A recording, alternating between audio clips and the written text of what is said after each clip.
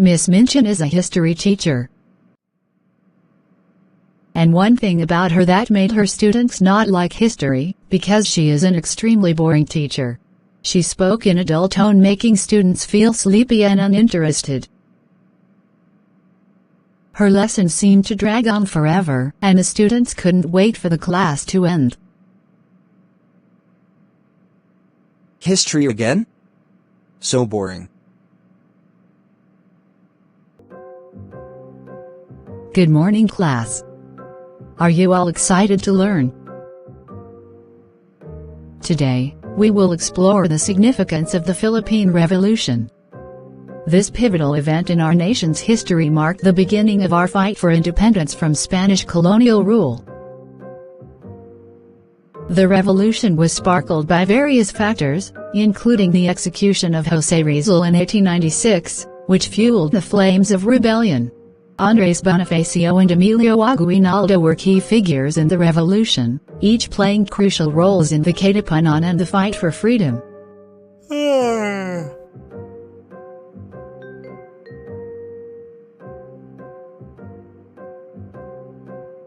The revolution's goals were clear: to gain independence and self-governance. This period in our history showcases the bravery, resilience, and determination of our ancestors.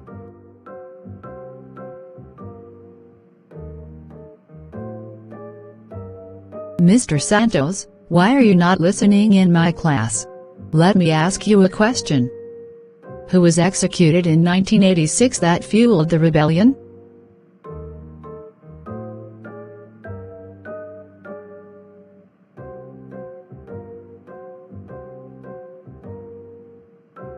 I'm waiting for your answer. I don't know the answer, ma'am. You don't know the answer because you are not listening in my class. Get 1/2 piece of paper, we will have a quiz. Why is that the scores of my students are low? 20 out 20. Most of their scores are 5, 6, 4, 7, and 3. What are the reasons they got low scores? Maybe because my discussion is not effective. Or maybe my topic is boring. Aha! Now I know. I will search for pedagogies, approaches and strategies to make my discussion fun, engageable and at the same time insightful. A SURE model? What is this? A SURE model, a procedural guide for planning and delivering instructions that integrates technology and media into the teaching process. Here are the 6-step process for selecting and using media in instruction. 1. Analyze learners. 2. State objectives. 3. Select media and materials. 4. Utilize media and materials. 5. Require learner participation. 6. Evaluate and revise. So, this must be the answer in my problem. I could apply this model in my discussion. Through this, my students will really enjoy my topics in history and the discussion will no longer boring. First, analyze learners. I see my students learn in different ways, some of them learn in group works and others learn individually. I notice that they have different styles, strengths and weaknesses. So, how am I going to cater these learning styles? Aha! I will integrate media in my topics. Second, I will create an objectives to make my discussion on track and organize. At the end of my lesson they will be able to understand the significance of Philippine Revolution, especially during the Spanish era. They will be able to differentiate the primary and secondary sources through searching in the internet. And they will also know the contributions of Dr. José Rizal in the Philippine independence, during the Spanish rule. Third, I will apply media and different kinds of teaching materials in my discussions, like phones and video presentation. Fourth, the utilization of media. I will allow them to use mobile phones in searching for the primary and secondary sources.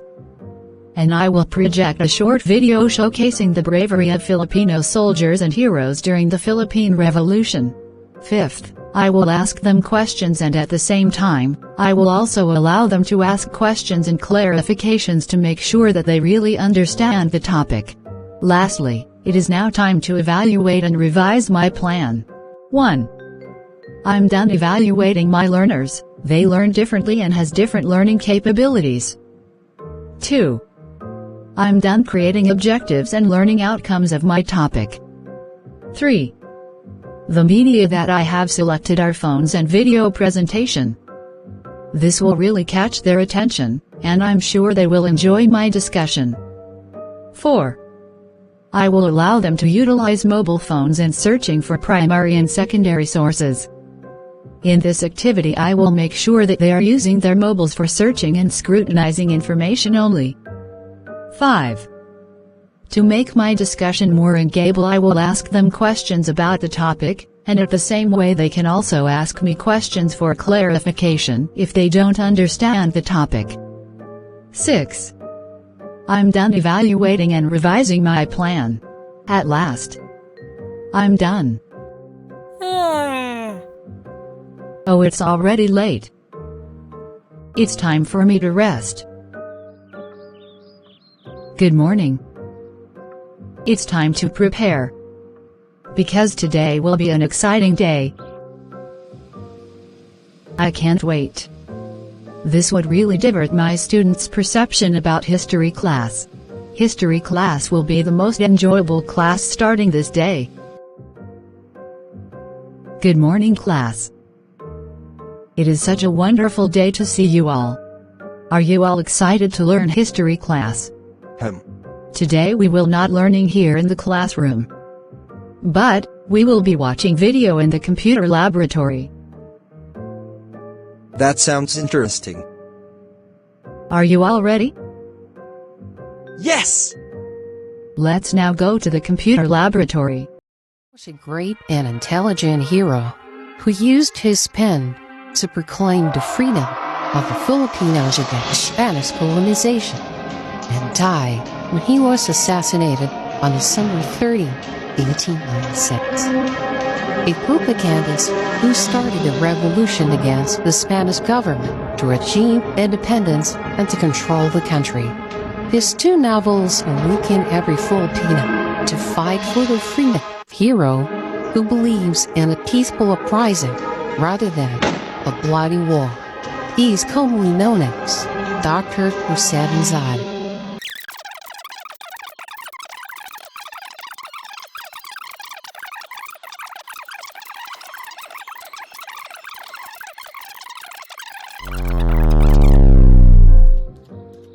I really enjoyed watching the video about the Philippine Revolution.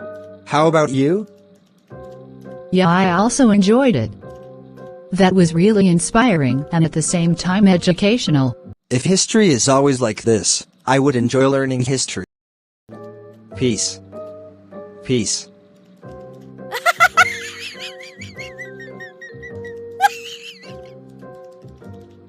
Yes, I agree. Did you enjoy the movie that we had watched? Yes! Yes! We really enjoyed it. Oh, that's great. Let me then test your knowledge. We'll see. Who is the hero who fought for our independence? He is known for his works like Nalimutangar and El Filibusterismo. Ma'am. Okay, Samir, what's the answer? He is Dr. Jose Rizal. That's correct. That's correct. You are really listening in the video, aren't you? Ma'am. Rizal's fought for our independence, but unlike other heroes he did not use any violence. Why is that so? That's a very good question. So, Jose Rizal did not use violence. He instead unveiled the unlawful acts of Spaniards through writing literature. He believed that we can take independence in the absence of violence. Wow! That was really remarkable. That is the reason why he is considered our national hero. Yes. You are right. Ma'am. Can you ask another question? Sure, Samir. How many years did the Spaniards colonize us? The Philippines was colonized by the Spain/Spaniards for 333 years. Yeppy. You are correct. This question is intriguing, but let me find out if you can answer this. Did Rizal really retract? Ma'am, Riesel did not retract. Riesel's legacy and writings reflect a steadfast commitment to reform and independence, making a retraction unlikely. No. Riesel did retract. Some historians argue Riesel did retract, citing eyewitness accounts and the existence of a signed retraction document. They believe he may have sought reconciliation with the church because he wanted to marry Josephine Bracken. No ma'am. Many historians believe Jose Riesel didn't retract his views. They argue the retraction document's authenticity is questionable, and some even think it was fabricated by Spanish friars to tarnish Riesel's legacy. And, Jose Riesel did not marry Josephine Bracken. Riesel and Josephine Bracken were married in a Catholic ceremony shortly before Riesel's execution in 1896. The marriage is not definitively confirmed by official records. But some sources indicate that they were secretly married by a Jesuit priest at Fort Santiago. No ma'am. Riesel did not retract. If he really retract, why is that up until now he is considered as national hero?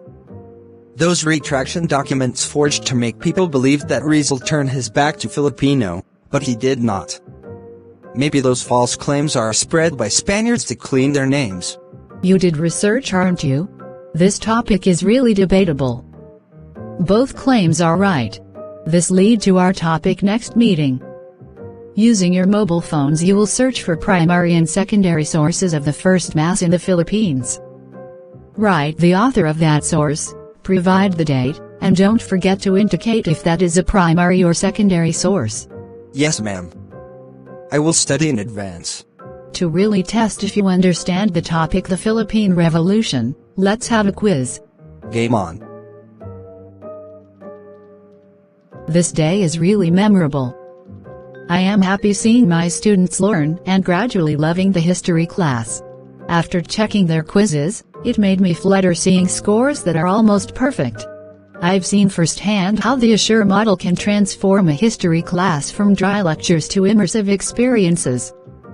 By using this framework, I can tailor my lessons to my students' needs and make historical events come alive.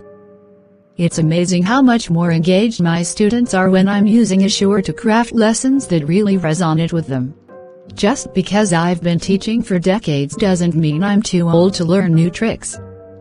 It's never too late to try something new and make my classes more engaging for my students.